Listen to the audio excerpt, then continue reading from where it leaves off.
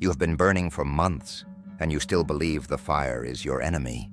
You feel it in the chest first, a heat behind the ribs that no amount of distraction can quiet.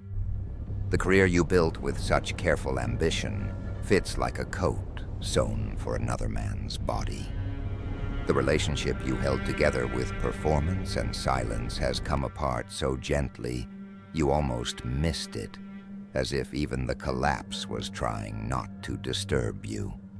You wake at 3 in the morning with a tightness in the throat you cannot swallow, a pressure behind the eyes as if something lodged inside you is trying to push its way out through the bone.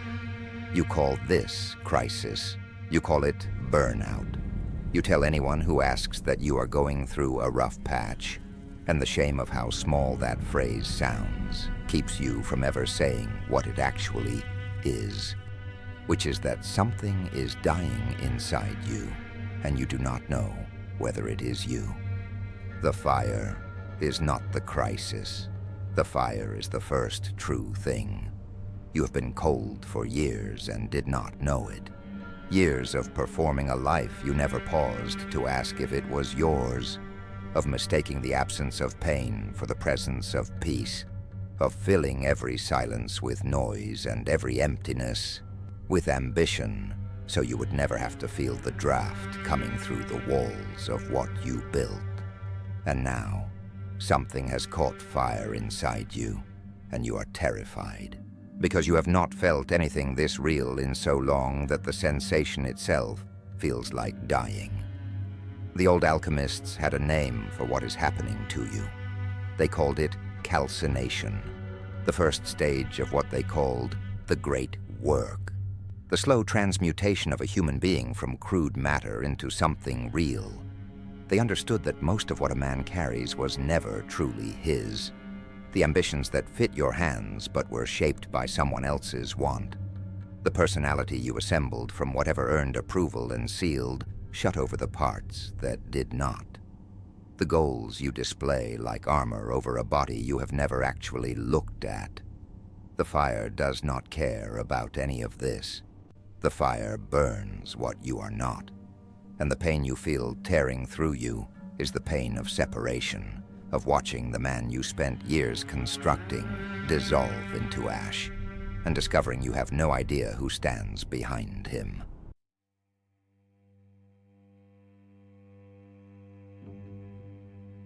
And this is where you make the mistake that keeps the fire coming back. You survive the burning and immediately reach for the same materials. You update the resume before the ash has cooled. You swipe through the app. You find a new purpose shaped exactly like the last one, and pour yourself into it with the same frantic precision, because the emptiness where your old identity used to stand is more terrifying than any flame. You lay the same stones in the same arrangement and tell yourself, this time, the walls will hold. But you are building on a foundation the fire has already claimed, and the fire will return, because it always returns for what was never yours. This is where most men spend their entire lives, burning and rebuilding, suffering the same fire again and again, without ever asking what the fire is for. They endure immense pain and gain nothing from it, because they suffer the way a man sleeps through a storm, present in body, absent in everything else. The fire only transmutes what stays in the crucible. The fire only transforms what does not run.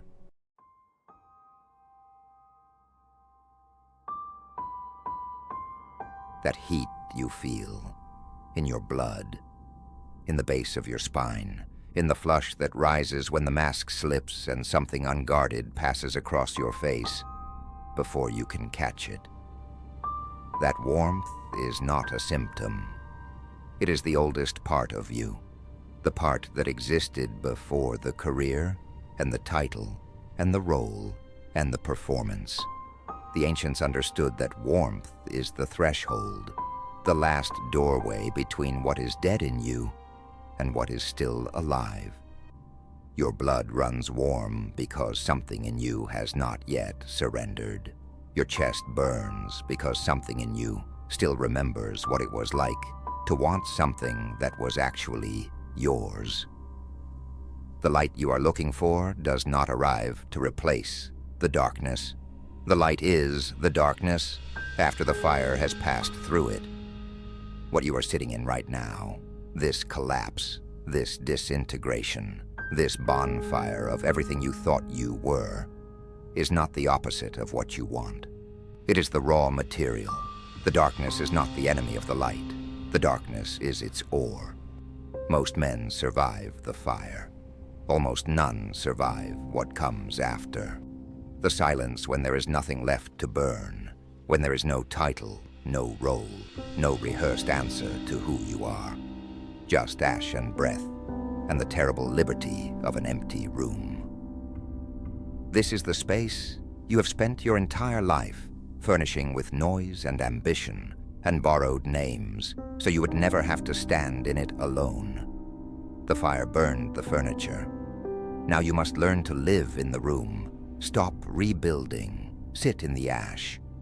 Let the silence be silence and the emptiness be empty, and the question of who you are remain unanswered for as long as it needs to remain unanswered. The fire was the first stage. There are others, but none of them begin until this one is finished, until you stop running from what the fire left behind and let it teach you what only stillness can teach. What grows from this ground will not look like what burned. The soil beneath the ash has never been touched because you paved over it the day you decided who you were supposed to be. Let it breathe. For the first time in your life, let it breathe.